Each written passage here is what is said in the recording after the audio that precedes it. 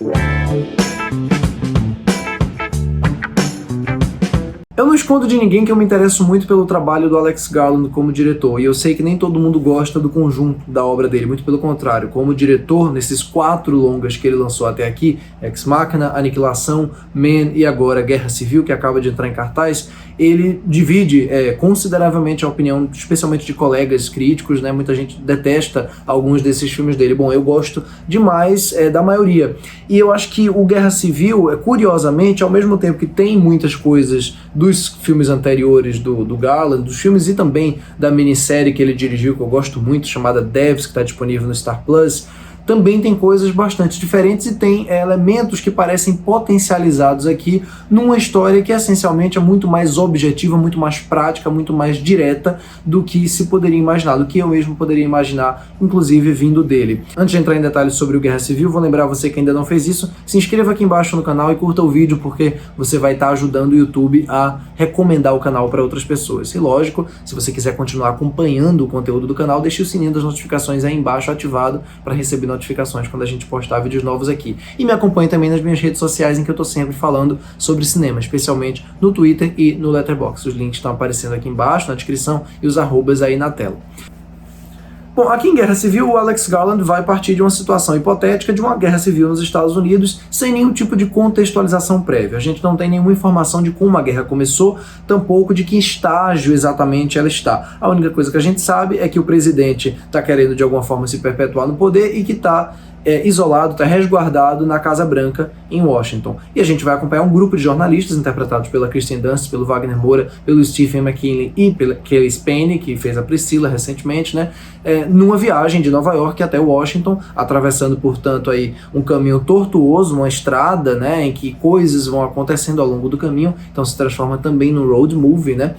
Em função de encontrar o presidente e conseguir entrevistá-lo no momento crítico ali. Então, a cada estágio que eles vão passando na estrada, quanto mais chegam perto de Washington, a coisa vai ficando mais tensa, porque Washington é onde concentra, obviamente, toda essa violência, todo esse caos, todas essas batalhas dessa guerra civil que está instaurada no país.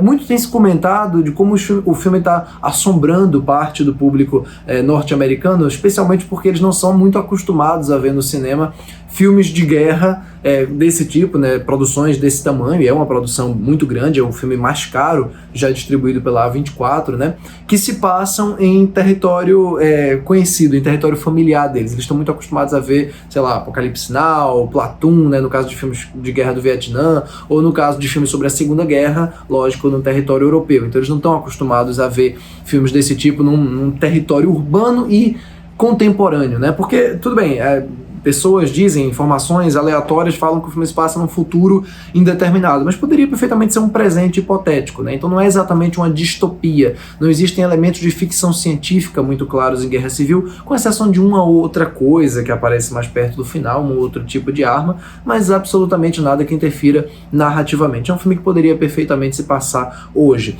Eu gosto do Guerra Civil principalmente porque o filme, para mim, antes de qualquer discussão política que ele abra, antes das questões muito importantes que eu ainda vou falar sobre fotojornalismo, que ele tenta discorrer, que ele levanta a discussão mais do que ele discorre, na verdade, ele funciona como um filme de gênero, ele funciona como um filme de suspense e ação, ele funciona como um gameplay, ele funciona como um road movie em que a cada sequência a gente se depara com um novo cenário, como se fosse um cenário de apocalipse zumbi, em que a ameaça é constante, é palpável, é crível, ele filma de uma maneira muito dinâmica, ao mesmo tempo muito paciente. A primeira metade inteira do filme tem muitos momentos silenciosos, não é um filme repleto de cenas de ação, ainda que ele tenha boas cenas de ação, set pieces grandiosas, mas próximo ao final, mas de modo geral ele consegue, durante a primeira metade do filme, sobretudo, fazer a gente se aproximar o máximo possível dos personagens e desses momentos de quietude deles. São personagens simples, mas que são interpretados de maneiras interessantes e dão credibilidade, os atores dão credibilidade o suficiente aos personagens para que eles não pareçam caricaturas. Talvez o Wagner Moura seja o único que fique mais próximo de uma caricatura, porque é um personagem um pouco mais exagerado mesmo,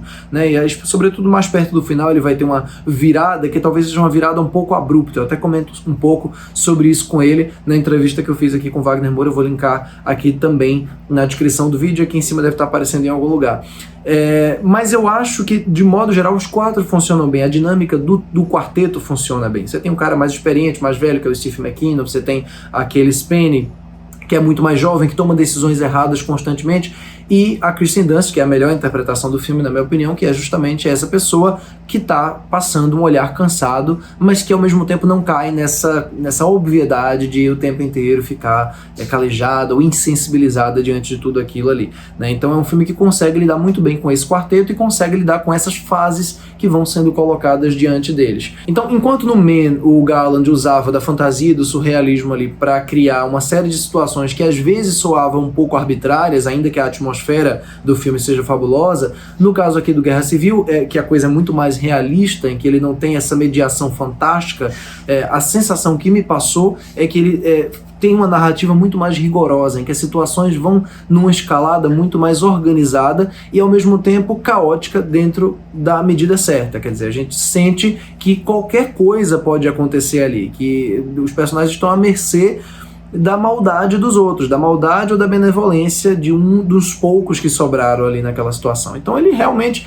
é uma espécie de filme de zumbi com muito mais possibilidade de perigo, porque a gente não está lidando, enfim, obviamente, com zumbis. Então eu gosto muito disso, gosto muito do filme como exercício de gênero e gosto da dinâmica do quarteto. Agora, eu não curto muito o lado, vamos falar sobre fotojornalismo, mas vamos nos grudar nesses personagens, porque afinal de contas o jornalismo bom, né, o bom jornalismo verdadeiro, a boa fotografia é aquela que tenta se manter o mais isenta, o mais apolítica possível, ou pelo menos apartidária. Eu não acho de maneira nenhuma, para deixar claro, que o Garland pense assim. Eu não acho que ele acha que o filme tem que seguir personagens que são completamente isentos, porque só assim você tem você tem imagens que refletem a realidade quando você não tem relação com a política. Não, ele sabe muito bem que o filme é político por essência, e não tem como qualquer obra de arte não ser política. Todo filme é político, inclusive por omissão, e o fato aqui dele não escolher qualquer tipo de especificidade partidária, ideológica, né, qualquer tipo de contextualização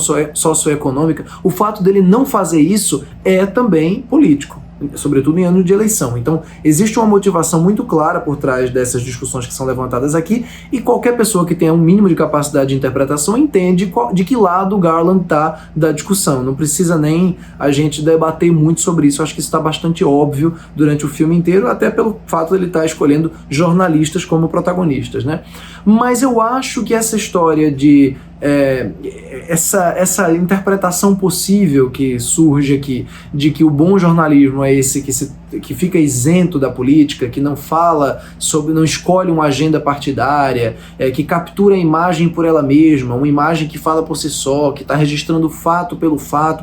Eu acho que essa ideia ela tem que sim ser bastante questionada, porque o Garland também sabe muito bem que toda imagem, toda captura de imagem, toda fotografia é essencialmente um recorte, e portanto é um recorte de quem o faz. É um recorte que vai refletir a ideologia, vai refletir a visão de mundo da pessoa que está fazendo a fotografia. Então, nesse sentido, os personagens podem até não falar muito de política, ou melhor, podem até não falar at all de política, mas, ou pelo menos de política partidária, mas eles estão sim fazendo política de alguma maneira. Então acho que isso é importante ficar claro, e eu não acho que o filme deixa isso tão claro quanto ele poderia.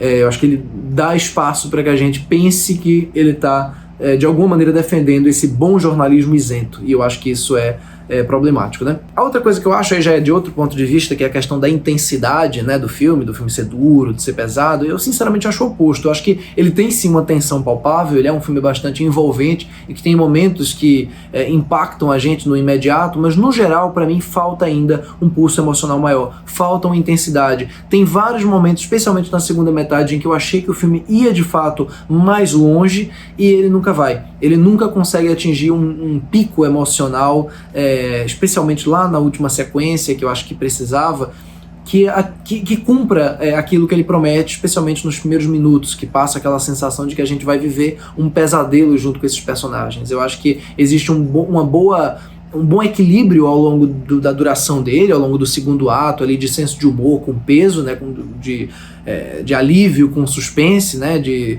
momentos de relaxamento com momentos de tensão. O Garland manipula muito bem isso, mas conforme as coisas vão se aproximando do fim, eu acho que ele às vezes se resguarda em lugares fáceis, em registros mais fáceis e tranquilos da imagem, e especialmente nesse tema aí da fotografia. Na última cena, em particular, de um determinado personagem, isso para mim fica bem evidente, né? Talvez pelo fato de ser uma produção maior da A24 e eles já estão arriscando bastante com um filme desse tamanho, e eles não vamos tão longe assim. Já é um filme para maiores, já é um filme que tem violência, já é um filme que lida com um tema delicado. Enfim, estou só pontuando isso, mas isso é a parte que não me diz respeito, obviamente, né?